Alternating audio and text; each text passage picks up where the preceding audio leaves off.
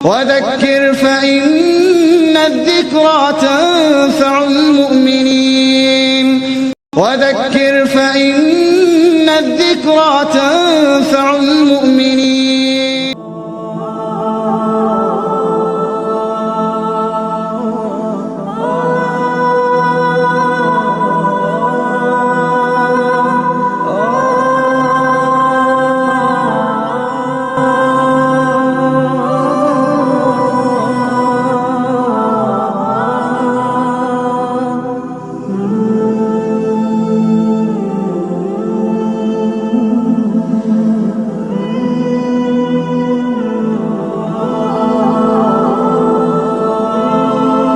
بسم الله الرحمن الرحيم. الحمد لله رب العالمين، والصلاة والسلام على أشرف الأنبياء والمرسلين وعلى آله وأصحابه أجمعين ومن تبعهم بإحسان إلى يوم الدين. أما بعد، قال الله تعالى في محكم تنزيله العظيم: أعوذ بالله من الشيطان الرجيم، بسم الله الرحمن الرحيم.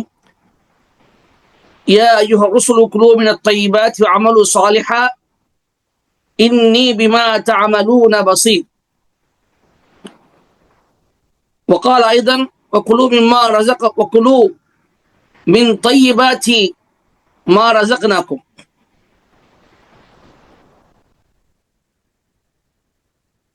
رب اشرح لي صدري ويسر لي أمري واحلل عقدة من لساني يفقهوا قولي رب زدني علما. சர்வ புகழும் புகழ்ச்சியும் வல்லான் ஏகனான அல்லாஹ் ஒருவனுக்கு உரித்தாகட்டுமாக. அல்லாஹுவின் வற்றா பெருங்கருணை இறுதி தூதர் முஹம்மது ஸல்லல்லாஹு அலைஹி வஸல்லம் அவர்கள் மீதும் அவர்களின் தோழர்கள், தோழியர்கள், குடும்பத்தவர்கள், உறவுகள் ஆகிய அனைவர் மீதும் அவர்களை தன்னுடைய வாழ்க்கை வழிகாட்டியாக ஆக்கிக் கொண்டு அவர்கள் சொன்ன, செய்து காட்டிய, உத்தரவிட்ட வழியின் பிரகாரம் தன்னை அமைத்துக் கொண்டு தன் வாழ்நாளை கழித்துக் கொண்டிருக்கக்கூடிய ஒவ்வொரு மூமினான ஆண் பெண்கள் மீதும் கியாமத் நாள் வரை உண்டாகட்டுமாக. எல்லாம் வல்ல அல்லாஹ்வின் நல்லடியார்களே, ரபி சகோதர சகோதரிகளே, உணவு சம்பாதிப்பதில், உண்ணுவதில் பேணுதல் என்பது இன்றைய தலைப்பாக இருக்கிறது. ரசூலுல்லாஹி ஸல்லல்லாஹு அலைஹி வஸல்லம் அவர்கள் ஒரு விஷயத்தை கூறினார்கள். என்ன சொன்னாங்க? அர்பஉன் இதா குன்ன ஃபீக ஃபலா அலைக மா ஃபாதக மினத் துன்யா ஹிஃப்து அமானத்தின் وصدق حديث وحسن خليقة وعفة في طعمة. நபி ஸல்லல்லாஹு அலைஹி வஸல்லம் அவர்கள் கூறினார்கள்,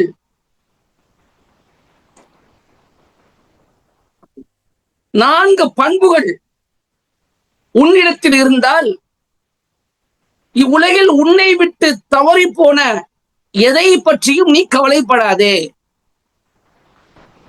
அது என்ன? நான்கு பண்புகள் என்ன? ஒன்று, ஹிஃப்து அமானா, அமானத்தை, அமானிதத்தை பேணுவது. வஸிதுகு ஹதீஸின், இரண்டாவது பேச்சில் உண்மையாக இருப்பது. மூன்றாவது வஹுஸ்னு கலீகத்தின், நற்குணத்துடன் நடந்து கொள்வது. நான்காவது வஇஃபத்துன் ஃபீ துஅமத்தின், உண்ணும் உணவில் ஹராமை தவிர்த்து தூய்மையை கடைபிடிப்பது என்பதாக ரசூலுல்லாஹி ஸல்லல்லாஹு அலைஹி வஸல்லம் அவர்கள் குறிப்பிட்டார்கள். அதாவது இந்த நான்கு குணங்கள் ஒருவரிடம் இருந்தால் உலகத்தின் செல்வங்களில் எவ்வளவு கிடைக்காமல் போனாலும் அது அவருக்கு பெரிய இழப்பு அல்ல என்று நபி ஸல்லல்லாஹு அலைஹி வஸல்லம் குறிப்பிடுகிறார்கள். அருமை சகோதர சகோதரிகளே, இந்த 4 பண்புகளில் கடைசி பண்பாக இருக்கக்கூடிய உணவில் ஹராமை தவிர்த்து தூய்மையானதை பயன்படுத்திக் கொள்ள வேண்டும் என்ற விஷயம் குறித்துதான் இன்றைய ஜும்மாவுடைய உரை இருந்தது. அன்பான சகோதரர்களே, ஒரு முக்கிய சம்பவத்தை கொண்டு ஹதீப் அவர்கள் தன்னுடைய உரையை தொடங்கினார்கள். ஒரு மனிதர், ஒரு ஏழை மனிதர், ஒரு அடிமையாக வாழ்ந்தவர், அவரை அவருடைய எஜமானர் விடுதலை செய்கிறார். அவருடைய அடிமைத்தனத்திலிருந்து விடுதலை ஆன பிறகு அந்த ஏழை மனிதர் ஒரு தோட்டத்திலே கூலியாக வேலை செய்கிறார். அப்படி வேலை செய்து கொண்ட பொழுது ஒரு நாள் அந்த தோட்டத்தின் எஜமானர் அவரை அழைத்து, நீ சென்று இனிப்பான மாதுளம்பழத்தை எனக்காண்டி பறித்து கொண்டு வா. அதாவது கசக்க கூடாது, புளிக்க கூடாது, புளிப்பு இல்லாத இனிமையான மாதுளம்பழத்தை எனக்கு அணி பறித்து கொண்டு வா என்று ஏவுகிறார். அந்த மனிதர் தோட்டம் முழுவதும் சுற்றுகிறார். கடைசியில் ஒரு புளிப்பான மாதுளம் பழத்தை பறித்து கொண்டு வருகிறார். அந்த தோட்டத்து எஜமானர் அதை வாங்கி சாப்பிடும் பொழுது அது புளிப்பானதாக இருக்கின்றது. உடனே அவர் சொன்னார், அலா தாரிஃபுல் ஹல்வா மினல் ஹாமித், புளிப்பான பழத்திலிருந்து இனிப்பான பழத்தை உன்னால் அறிய முடியாதா என்று கேட்கிறார். உடனே ஃபகால கலிமத்துன் தஹஸு குலூப், அந்த மனிதர் உள்ளத்தை ஆட்டக்கூடிய, உள்ளத்தை பதற செய்யக்கூடிய ஒரு பதிலை கொடுக்கிறார். என்ன பதில் அது? லம் தஅதல்லி அன் ஆக்குல மின்ஹு ஹத்தா அரிஃபல் ஹுல்வ மினல் ஹாமித். எஜமானே, நீங்க பழத்தை சாப்பிடுறதுக்கு எனக்கு நீங்க அனுமதி கொடுக்கவில்லையே. அந்த பழத்தை சாப்பிட்டு இது இனிப்பானதா புளிப்பானதா என்று நான் அறிந்து கொள்ளும் வகையில் அதை சாப்பிடுவதற்கு எனக்கு நீங்க அனுமதி கொடுக்கவில்லையே, எனக்கு எப்படி தெரியும் என்ற ஒரு பதிலை கூறுகிறார். இந்த பதிலை கேட்ட அந்த எஜமானர் ஆடி போய்விட்டார். அல்லாஹு அக்பர். கொஞ்சம் சிந்தித்து பாருங்கள், எத்தனையோ ஆண்டுகள் அந்த தோட்டத்தை அவர் வேலை செய்கிறார். ஆனால் ஒரு நாள் கூட, ஒரு நிமிடம் கூட அவருடைய கைகள், கரங்கள் அந்த பழத்திலிருந்து எடுப்பதற்கு நீளவில்லை. எந்த ஒரு பழத்தையும் பறிக்கவே இல்லை. உடனே அவருடைய இந்த உண்மைத்தன்மை, இந்த உண்மை பேசக்கூடிய இந்த பண்பு, பேணுதலான இந்த பண்பு அந்த எஜமானை கவர்கிறது. உடனே அவர் சொல்கிறார், லைஸ இந்தி இல்லா இப்னத்துன் வாஹிதா ஃபலிமன் உஸவிஜுஹா. மனிதரே, என்னிடம் எனக்கு ஒரே ஒரு மகள் தான் இருக்கிறார். அந்த ஒரு மகளை நான் யாருக்கு திருமணம் முடித்துக் கொடுப்பது என்று கேட்கிறார். உடனே அந்த ஏழை மனிதர் சொல்கிறார், அல் யஹூது யுஸவிஜுன லில் மால். யூதர்கள் செல்வத்துக்காக மணமுடித்துக் கொடுப்பார்கள். ஒன் நசாரா யுஸவிஜுன லில் ஜமால். கிறிஸ்தவர்கள் அழகுக்காக மணமுடித்துக் கொடுப்பார்கள். வல் அரப் யுஸவிஜுன லில் ஹஸபி வன் நஸப். அரபுகள் குடும்ப பாரம்பரியத்துக்காக, கௌரவத்துக்காக திருமணம் முடித்துக் கொடுப்பார்கள். வல் முஸ்லிமூன யுஸவிஜுன லித்தக்வா. ஆனால் முஸ்லிம்கள் தக்வாவுக்காக திருமணம் முடித்துக் கொடுப்பார்கள். ஃபந்துர் மின் ஐயிஹிம் அன்த. இந்த நான்கு கூட்டத்தில் யாருக்கு திருமணம் முடித்துக் கொடுக்க வேண்டும் என்று நீங்கள் யோசித்துக் கொள்ளுங்கள், நீங்கள் முடிவெடுத்துக் கொள்ளுங்கள் என்று அவர் சொல்கிறார். ஃபகால. உடனே அந்த எஜமான் சொல்கிறார், பல் உஸவிஜுஹா லக். இல்ல, நான் உனக்கு திருமணம் முடித்துக் கொடுக்க விரும்புகிறேன், என்னுடைய மகளை உனக்கு திருமணம் முடித்துக் கொடுக்க விரும்புகிறேன், இதை நீ ஒத்துக்கொள்கிறாயா என்று கேட்டபோது அவர் அதை ஒத்துக்கொள்கிறார். أتدرون من هذا الرجل الصالح إنه المبارك بن واضح. அப்ப இது யார் என்று சொன்னால், இந்த நபர் யார் என்று சொன்னால், தாபீன்களில் மிகவும் பிரசித்தி பெற்ற முபாரக் பின் வாதிஹ் என்ற சிறந்த ஒரு மனிதர் தான் என்று இந்த சம்பவத்தை குறிக்கப்படுகின்றது. அன்பான சகோதர சகோதரிகளே, இதை நீங்கள் சிந்தித்து பாருங்கள். அதாவது ஒரு தோட்டத்தை அல்லாஹ்வுக்காக பயந்து பாதுகாத்தார். அந்த தோட்டத்தில் உள்ள கனிகளை அல்லாஹ்வுக்கு பயந்து எடுக்காமல் இருந்தார். கொஞ்சம் கூட திட்டுத்தரம் செய்யாமல் பேணுதலாக அந்த தோட்ட விஷயத்தில், பாதுகாப்பு விஷயத்தில், தோட்ட பாதுகாப்பு விஷயத்தில் நடந்து கொண்டார். தோட்டத்தை பேணுதலோடு பாதுகாத்தார், காவல் காத்தார். எனவே அல்லாஹ் என்ன செய்தார் என்றால், அவர் செய்ததுக்கு பகரமாக, அவர் அவ்வாறு நடந்து கொண்டதுக்கு பகரமாக அல்லாஹும் அவரோடு தாராளமாக நடந்து கொண்டான். முழு தோட்டம் அவருக்கு சொந்தமானது. அந்த தோட்டத்துக்குரிய மகளும் அவளுக்கு சொந்தமாக ஆனாள். அதாவது என்று சொல்வார்கள். அதாவது வேலைக்கேற்ற பலன், செயலுக்கேற்ற கூலி, செயலுக்கேற்ற பலன் என்பது அதனுடைய பொருள், அது அர்த்தம். அப்ப எப்படி செயல்பட்டாரோ அதுக்கு தக்கவாறு அதே போன்ற ஒரு பலனை ரப்புல் ஆலமீன் அந்த மனிதர் கொடுத்தார். கடைசியில் இதனுடைய முடிவு என்னானது என்று சொன்னால், வாழ்க்கையின் முடிவு எப்படி ஆனது என்றால், அந்த பெண்மணி ஒரு அழகான ஒரு ஆண் குழந்தையை பெற்றெடுத்தால், சாலிஹான ஆண் குழந்தை பெற்றெடுத்தால். அந்த ஆண்மகன் தான் அப்துல்லா பின் முபாரக் என்று சொல்லப்படக்கூடிய மிகச் சிறந்த தாபீன்களில் ஒருவராக இருக்கிறார். அல்லாஹ் ஜல்ல ஷஅனஹு வ தஆலா அவர் செய்த அந்த பேணுதலாக நடந்து கொண்ட காரணமாக, அந்த உணவு விஷயத்தில் பேணுதலாக நடந்து கொண்ட காரணமாக அல்லாஹ் அவரிடமிருந்து பிறந்த அந்த குழந்தையை எல்லாம் சிறப்பாக்கினான், உலகத்தில் உயர்வடைய செய்தான். தன்னுடைய நெருக்கமான அடியார்கள் ஒருவராக அவருக்கு பிறந்த அந்த மகனை ஆக்கினான். இது அவர் பேணுதலாக நடந்து கொண்டதுக்குண்டான ஒரு பலனாக இருக்கிறது என்பதை நாம் இங்கே சிறிது பார்க்க வேண்டும். அன்பான சகோதரர்களே, இவ்வாறுதான் எவ்வாறு நாம் ஏழ்மைக்கு அஞ்சுகிறோமோ, அவர்கள் நம்முடைய சலஃபு சாலிஹீன்கள், நம்முடைய முன்னோர்கள் ஒரு ஹராமான ஒரு பவளத்துக்கு என்ன செஞ்சார்கள்? அவர்கள் அஞ்சினார்கள். ஆனா இன்றைய தினம் நாம் பார்க்கிறோம், எத்தனையோ நபர்கள் அவர்கள் எதை சாப்பிடுகிறார்கள், எங்கிருந்து சாப்பிடுகிறார்கள், எதை சம்பாதிக்கிறார்கள், எப்படி சம்பாதிக்கிறார்கள், எங்கிருந்து சம்பாதிக்கிறார்கள், அது ஹலாலா அல்லது ஹராமா என்று கூட யோசிப்பதில்லை, நினைப்பு பார்ப்பதில்லை. கடைசியில் ஒரு கட்டத்தில் அவர்களுடைய நெஞ்சம் நெருக்கடிக்குள்ளாகும் பொழுது, எனக்கு ஏன் இப்படி ஆகிறது, எனக்கு ஏன் ஒரே கவலையாக இருக்கின்றது, எனக்கு நிம்மதியே கிடைக்க மாட்டேங்குது என்று புலம்புகிறார்கள். துவா கேட்டால் அந்த துவாவுக்கு பலன் கிடைக்காத போது, என்னுடைய துவா ஏன் ஏற்றுக்கொள்ளப்பட மாட்டேங்குது, நான் எவ்வளவு துவா செய்கிறேனே, என்னுடைய துவா ஏன் அங்கீகரிக்கப்படுவதில்லை என்று என்ன செய்கிறார்கள்? புலம்புகிறார்கள். எவ்வாறு துவா ஏற்றுக்கொள்ளப்படும்?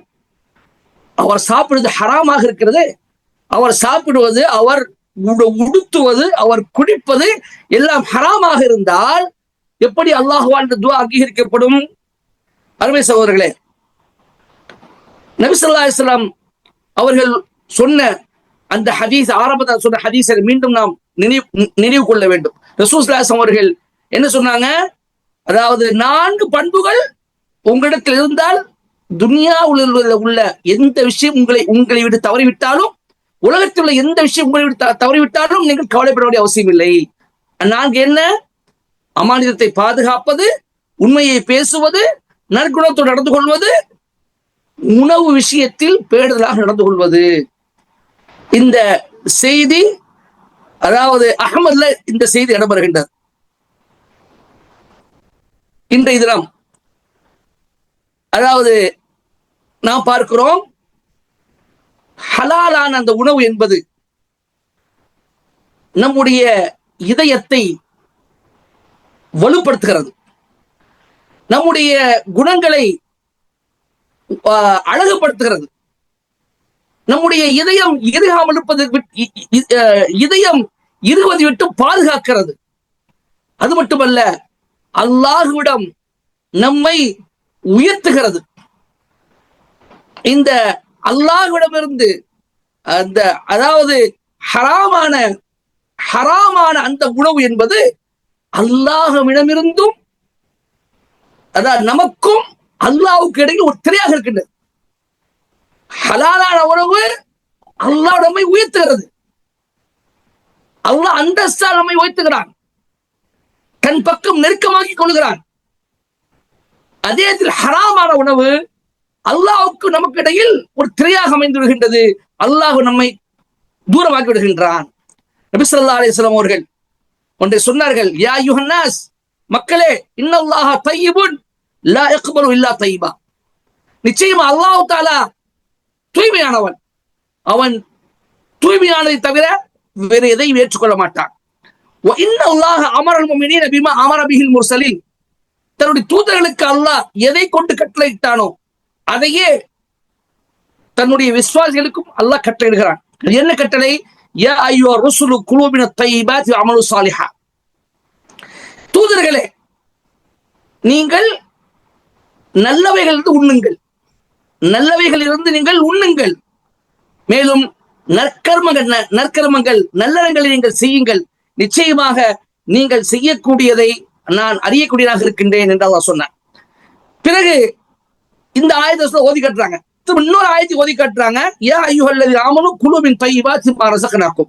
ஈமான் கொண்டவர்களே, நாம் உங்களுக்கு கொடுத்தவற்றில் இருந்து நல்லதையே நீங்கள் உண்ணுங்கள் என்று அல்லாஹ் சொன்னதை சொல்லிவிட்டு ரசூல் ஸல்லல்லாஹு அலைஹி அவர்கள் ஒரு மனிதரை நினைவு கூறுகிறார்கள். அந்த மனிதர் யார் என்று சொன்னால், யுதீல ஸஃபர் அஷஅஸ அக்பர. அதாவது ஒரு நீண்ட நெடிய பயணத்தை மேற்கொண்டிருக்கிறார், பரட்டை தலையோடு இருக்கிறார், புழுதி படர்ந்த முகங்களோடு அவர் இருக்கிறார். இந்த நீண்ட நெடிய பயணம் ஆனால் ஒரு மனிதர் எப்படி இருப்பார்? அந்த தோட்டத்தில் இருக்கிறார், புழுதி படர்ந்த தலையோடு, அழுக்கான ஆடைகளோடு, ஒரு விதமான கன்றாய் என்று சொல்றோமே அந்த மாதிரி அவர் இருக்கிறார். யமுத்து யதைஹி இல ஸமா யா ரப் யா ரப். அப்ப அவர் அந்த நேரத்தில் தன்னுடைய இரு கரங்களையும் வானத்தை நோக்கி நீட்டி அல்லாஹ்வோட யா ரப் என்ற ரட்சகனே எனக்கு அதை கொடு இதை கொடு, எனக்கு அப்படி செய் இப்படி செய் என்று செய்கிறார், துஆ செய்கிறார்.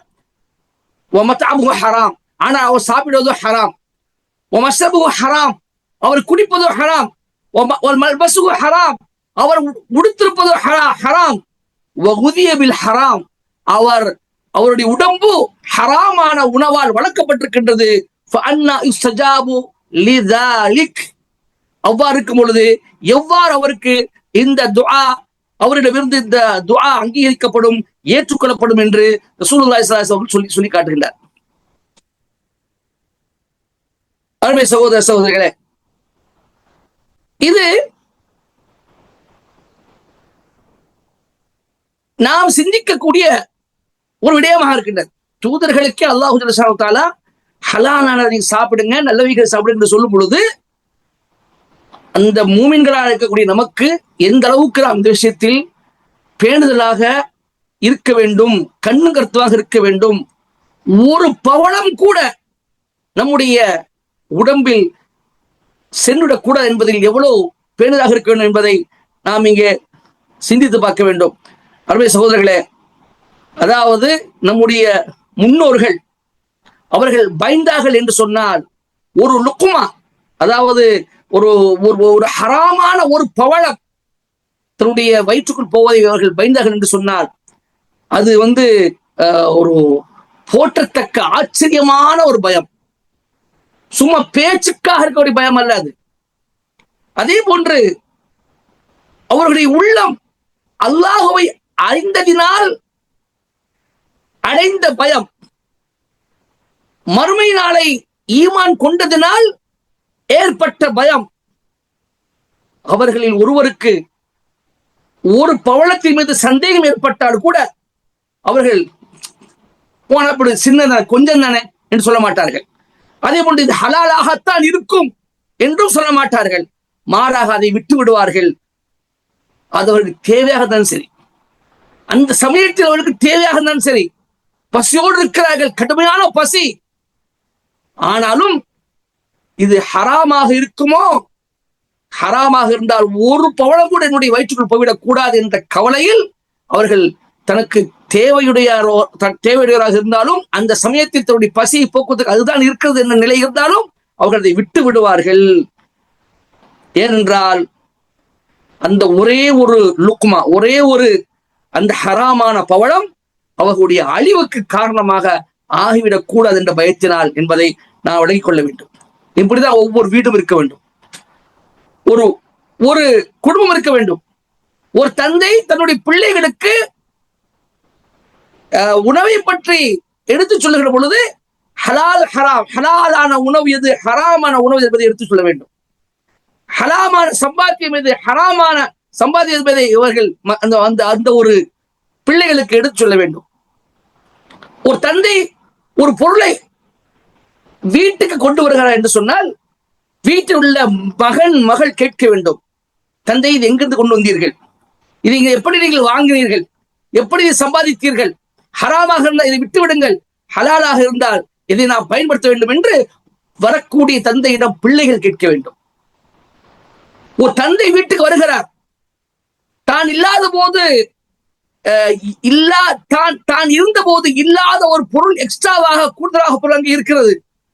உடனே தந்தை கேட்கணும், இது என்னது, இது எங்கிருந்து வந்தது, யார் கொடுத்தது, எப்படிப்பட்ட சம்பாதித்து வாங்கப்பட்டது, இது ஹலால ஹராமா என்று கேட்டு அதுக்கு அதை பயன்படுத்தணும். ஒரு மனைவி தன்னுடைய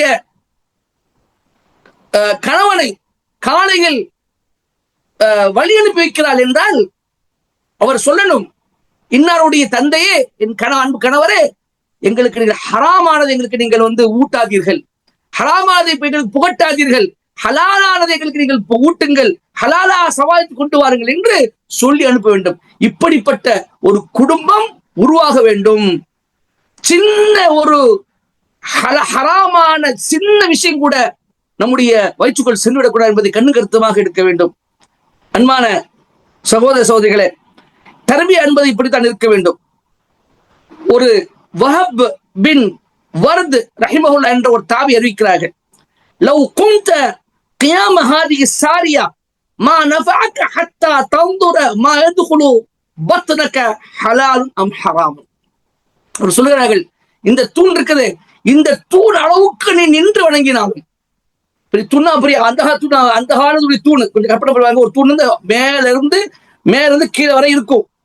அது எவ்வளவு மொத்தமாக எவ்வளவு உறுதியானதாக வலுவாக கட்டப்பட்டதாக இருக்கும். அப்போ தூணை பார்த்தவர்கள் சொல்கிறார்கள், இந்த தூண் அளவுக்கு நீ நின்று வணங்கினாலும் உன்னுடைய வயிற்றுக்குள் சென்றது ஹலாலா ஹராமா என்று நீ கவனிக்காத வரை அந்த இபாதத், அந்த தூண் அளவுக்கு நீ நின்று சொல்ற அந்த இபாதத் உனக்கு எந்த ஒரு பயனையும் தராது என்று சொல்கிறார்கள். அதே போல ஸஹாப் பின் அப்துல்லா என்ற ஒரு தாபி அறிவிக்கிறார்கள், அந்நஜாத்து ஃபீ ஸலாஸத்தின், அதாவது 3 விஷயத்தில் ஒரு மனிதனுக்கு வெற்றி இருக்கின்றது. ஒன்று அக்ருல் ஹராம், அக்ருல் ஹலால், ஹலாலை சாப்பிடுவது. 2வது அதாவுல் ஃபராயித், அல்லாஹ்வால் கடமையாக்கப்பட்ட கடமைகளை செய்வது. 3வது வல் இக்திதாஉ பின் நபி ஸல்லல்லாஹு அலைஹி வஸல்லம், நபி ஸல்லல்லாஹு அலைஹி வஸல்லம் பின்பற்றுவது. இந்த 3இல் தான் ஒரு மனிதனுக்கு வெற்றி இருக்கின்றது என்று அவர்கள் சொல்லி காட்டுகின்றார்கள். அருமை சகோதர சகோதரிகளே, இந்த உணவு விஷயத்தில் பேணுதலை நாம் பேணுதலாக நடந்து கொள்வது என்பது அது நம்மை ஏழ்மைக்கு தள்ளாது, வறுமைக்கு தள்ளாது, மாறாக நம்மை கண்ணியப்படுத்தக்கூடியதாக இருக்கின்றது. நம்முடைய அந்த மாதிரி ஒரு விஷயம், நாம பட்டினி கடந்தாலும் பரவாயில்லை, நான் ஹலாலான என்று கூட நான் சாப்பிடவே மாட்டேன் என்று நாம் இருப்பது, அது நாம் இந்த பசியை இந்த பட்டினியை உலகத்தில் தாங்கிக் கொள்ளலாம், ஆனால் மறுமையில் இதற்கு பகரமாக எனக்கு கிடைக்கக்கூடிய அந்த தண்டனையை தாங்கவே முடியாது என்ற எண்ணத்தை அது ஏற்படுத்தும். இந்த மாதிரி எண்ணம் இருந்தால் நிச்சயமாக நான் அந்த பசியை தாங்கிக் கொள்வேன். என்ன பசியை கொடுத்தா கூட என்ன செய்ய மூத்த போறேன் அவ்வளவுதான். ஆனா இந்த பசியில இந்த ஹராமான சாப்பாடு சாப்பிடுவதை விட்டும் நான் தவிர்த்து அந்த பசியில மூத்த போய்விட்டால் அல்லாஹ்வுடன் நான் புல், அதாவது அல்லாஹ்வுடன் நான் அந்தஸ்து உயர்வடைவேன், அந்தஸ்தர் உயர்வடைவேன். இல்லை நான் ஹராமான எனக்கு தேவை இருக்கிறது, இதை விட்டு எனக்கு வழியில் என்று நான் ஹராமான அந்த பொருளை சாப்பிட்டு விட்டாலும் அதற்கான தண்டனை மறுமையில் கிடைப்பது என்பது மிகப்பெரிய, அதை என்னால் தாங்கிக் கொள்ள முடியாது என்று நான் என்ன செய்யணும், சிந்திக்க வேண்டும். அபூபக்கர் ரலியல்லாஹு தஆலா அன்ஹு அவர்கள்ட்ட அவர்களுடைய ஒரு அடிமை ஒரு சில பேய்த்தமிழை கொண்டு வருகிறார். அந்த பேய்த்தமிழை கொண்டு வந்த பேய்த்தமிழத்தை அபூபக்கர் ரலியல்லாஹு தஆலா செய்கிறார்கள், உண்டு விடுகிறார்கள், முழுகி விடுகிறார்கள். பிறகு கேட்கிறார்கள், அதான் ஒண்ணுமே கேட்கல, இது எப்படி கொண்டு வந்த, யார் ஒண்ணு கொடுத்தது என்பதெல்லாம் எந்த ஒரு கேள்வியை அபூபக்கர் கேட்கல.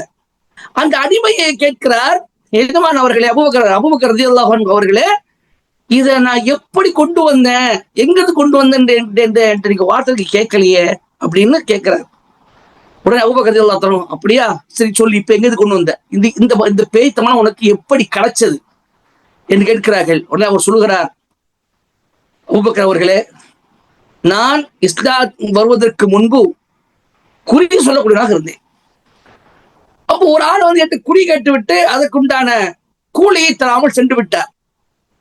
இப்போ அவர் என்ன சந்திச்ச நேரத்தில் விடுபட்டு போன அந்த கூலியை என்ன செஞ்சாரு, அதுக்குண்டான அந்த குறி பார்த்ததுக்குண்டான அந்த கூலியை என்ன செஞ்சாரு, எனக்கு கொடுத்து விட்டு போனார். அதுதான் இது என்று சொன்ன போது அபூபக்கர் ரலியல்லாஹு தஆலா அன்ஹு அவர்கள் என்ன செய்யறாங்கன்னா, அதாவது முழுங்கினது எல்லாம் வாந்தி எடுத்தார்கள்.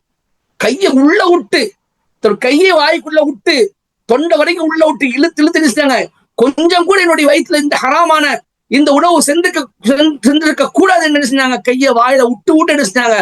முழுங்கியதெல்லாம் வாந்தி எடுத்து வெளியேற்றினார்கள் என்ற சம்பவத்தை நான் பார்க்கிறேன். அது அவர்கள் ஹலால் ஆனது. அவர்களை பொறுத்தவரை அபூபக்கர் ரலியல்லாஹு தஆலா பொறுத்தவரை ஹலால் தான், சாப்பிடுதான் ஒண்ணு ஆகிருக்கு. ஆனாலும் கூட அது ஹராமான செயலால் சம்பாதிக்கப்பட்டு வாங்கப்பட்டது, ஹராமான செயலை செய்து அதன் மூலமாக கிடைத்த கூலியால் அது வாங்கப்பட்டது. எனவே அது உடம்புக்கு ஆகாது என்ற அடிப்படையில் அபூபக்கர் ரலியல்லாஹு தஆலா அன்ஹு இந்த அளவுக்கு பெரிதாக இருந்தார்கள். அப்போ அருமை சகோதரிகளே, நாம் இந்த விஷயத்தில் மிகவும் கண்ணுங்கருத்தமாக இருக்க வேண்டும். எந்த ஒரு நிலையிலும் ஹராமான உணவை நாம் உட்கொண்டு விடக்கூடாது.